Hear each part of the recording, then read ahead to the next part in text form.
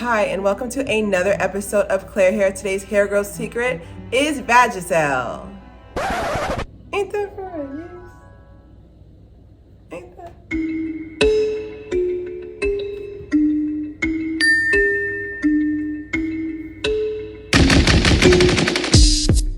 All right, we're going to get right into the episode. Today, we are going to be talking about hair growth trends, fads, and myths, and how I participated in some of them, and how you should subscribe, but also how you shouldn't judge as well, okay? If you want to judge me, making sure you subscribe so you can judge me Monday, Wednesday, Friday. So we're going to be going into Monistat / Vagisil. Now, I did use this for hair growth, but stay with me now. I think the trend was back in 2000 and I think it was back in 2012. Okay, I think it was back in 2012 that they had the trend, and I jumped on it. Now, I didn't tell people about it at first because people are very judgmental, but I did use it on a couple of bald spots that I had from my relaxer. And you also have to think about the components of Vagisil, Monistat, any other version of that, any Miconazole. The lion component is antifungal. So there was a lot. I had a couple of infected bald spots, which I'm going to save your lunch. But I had a couple of bald spots that got infected in my hair. So those created bald patches, and I wish I had pictures of those, but I have some pictures here as well. But you got to think about it. It says antifungal. So it healed my bald spots and it promoted growth really quickly.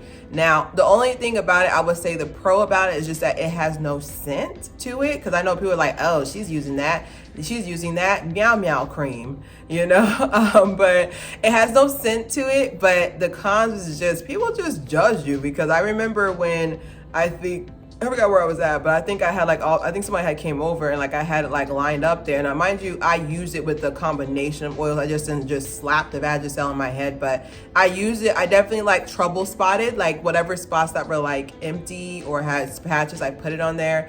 And it did grow pretty fast. It was able to not only, I didn't care about it growing fast. I mostly cared about it healing, because they were scabs that got infected. It was gross.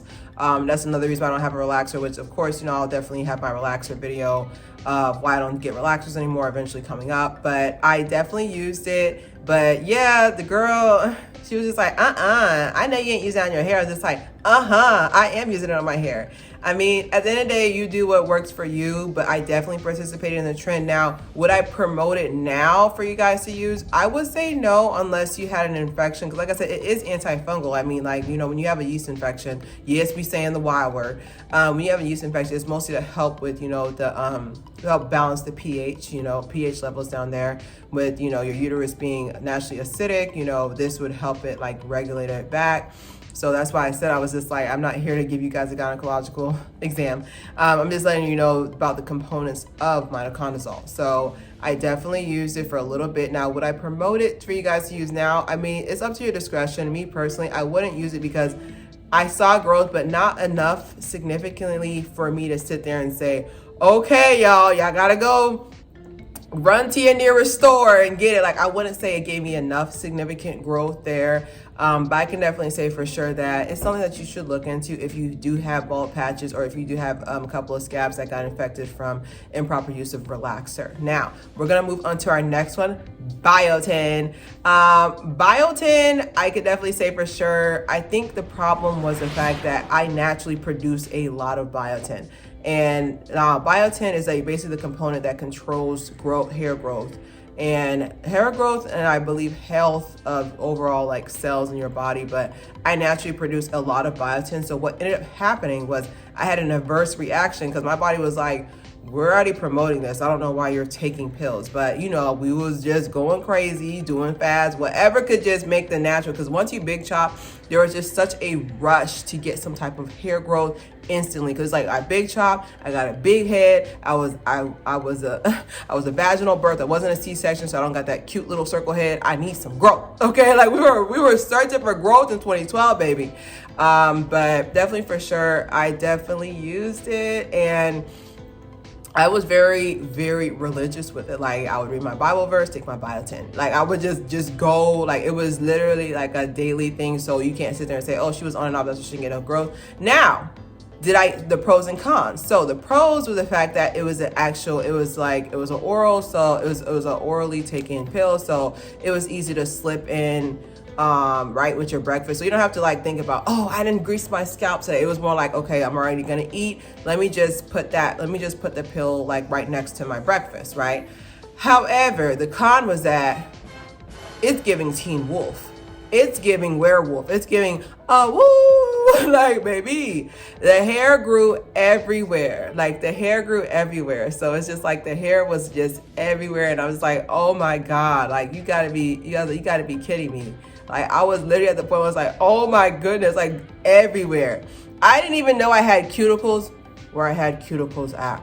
Like when I sit there and tell you, like hair, your everywhere will grow. That's what I said. It said biotin. They're like, biotin don't spot check, baby. You got a cuticle, you got a hair cuticle, you have a pore open, like your ears will start growing hair, okay? Biotin had everything growing. And then here come the people, here come the I'm special brigade coming in saying, when I use biotin, that didn't happen. It literally says in the bottle, results may vary. So there is a chance that I buried incorrectly, baby. Like I had hair everywhere, like full on teen wolf. Like I was just sitting there. I was like, oh my God. And then on top of that, I broke out after that because I'm sitting here. I'm just like, I broke out and I was just like, they said drink water. So I was like, oh my God. So now it's a whole homework assignment. So I was already drinking water, but like I doubled my water intake so I can be able to at least, balance some of the ingredients. But the biotin, all I gotta say is take biotin at your own risk, and also check your biotin levels. Like, so when you do your yearly exam,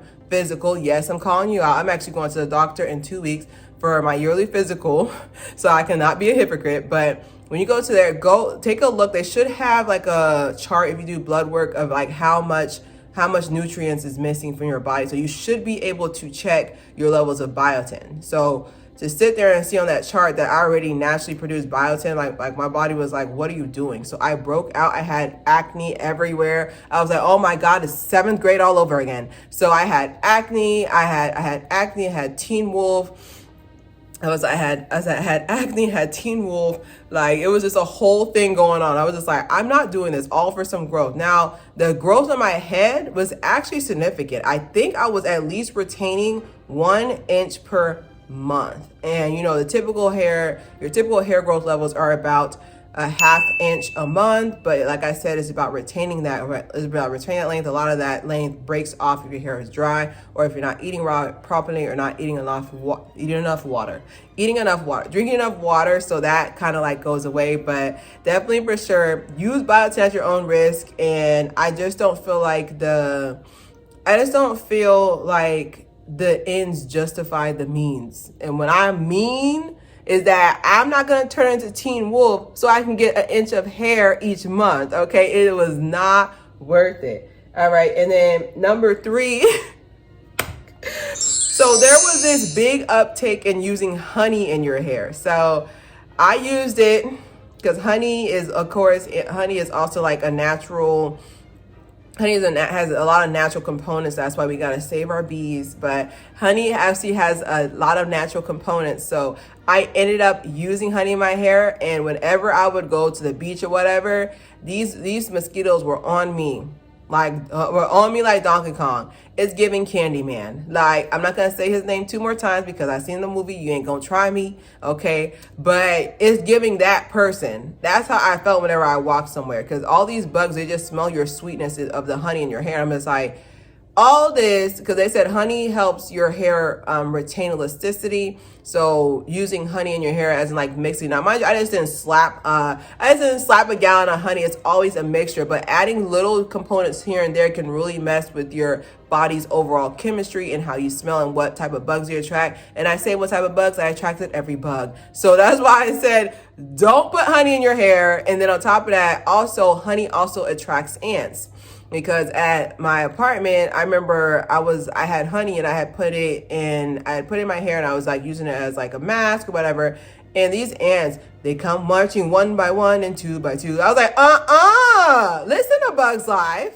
Listen to Bug's Life. I was like, no. I was like, oh my God. Like, this is why I don't use fads. And this is going to get me to my main thesis statement, is the fact that when it comes to fads, when it comes to trends, like I was going to touch on onion juice, but I personally didn't use onion juice, but something about smelling like a double Whopper with cheese all day don't sound attractive to me. Okay. But my main thesis statement is that when you're about to jump onto a fad, or when you're about to jump onto a trend, look at the ingredients and look in the mirror and see, am I this gullible? Because I definitely was. So that's why I said definitely look at, I would say definitely look at the ingredients, and then look at why is length in such a short time so important to you. Because my importance of me getting length was I just had this insecurity that my hair was not growing fast enough, and I'm used to having long hair. I'm usually like that, oh, she's that nerdy girl with the long hair. That was me for a very long time. So when I had to cut my hair to start all over again, it was very hard for me to remove myself from that image. And so I was just grasping at straws, then turned into Candyman. That's my last time saying him. I done turned to him, and then I was using, the Meow cream, and then I was also using Biotin, which turned me into a mutant almost. So definitely, for sure, if you have any trends or fads that you've used for quick growth, leave them below so we can laugh together. And don't forget to subscribe, share. It's Claire here. Bye.